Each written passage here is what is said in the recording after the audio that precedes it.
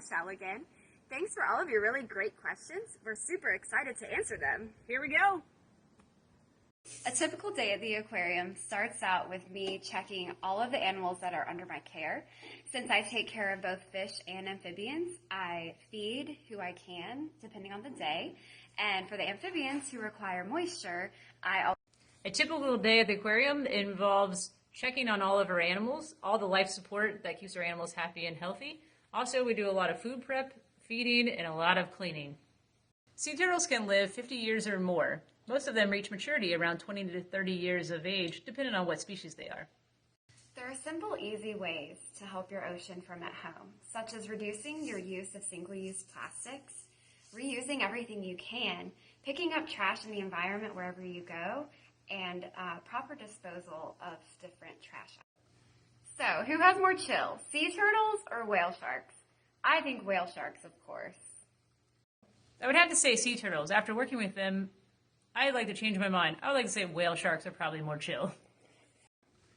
Humans actually aren't a part of a shark's natural diet, so they don't tend to come after us per se. When sharks do encounter humans, it's usually a case of mistaken identity.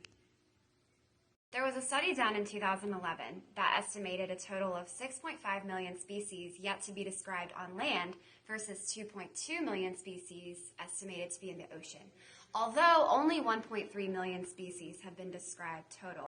Sea turtles often ingest plastic, thinking it may be their food item that they were looking for, and it becomes lodged in their intestines and may cause a blockage, which would lead to starvation, and then eventually the animal may not make it. If you want to become a marine biologist, start with learning everything you can about the ocean and its inhabitants. Also, look up conservation projects in your area that you can jump in and help volunteer with. I believe the process you're referring to is carcinization, and that is a convergent evolutionary process in which crustaceans tend to evolve later to have crab-like forms. Sea turtles are reptiles. They're cold-blooded, they breathe air, they have to have land to lay their eggs, and they're also scaly. Luckily, sea turtles don't have to find new shells as they get bigger. The shells are actually fused into their body.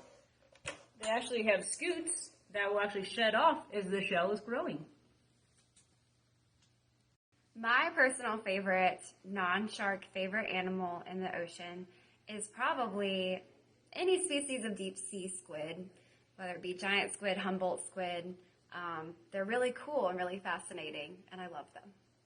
My favorite non-turtle animal that lives in the ocean is a pygmy sperm whale. They're just a little bit bigger than a dolphin. They live in the deep sea, and they do something really cool that squid can do. They can ink when there's a scary predator.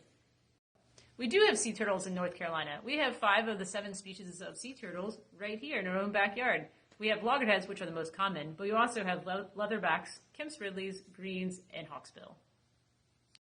The gyres of the ocean, the currents pull together large amounts of garbage and other human waste of debris and break down plastics into microplastics. So there's a patch that's in the Atlantic and then an even bigger patch that's in the Pacific.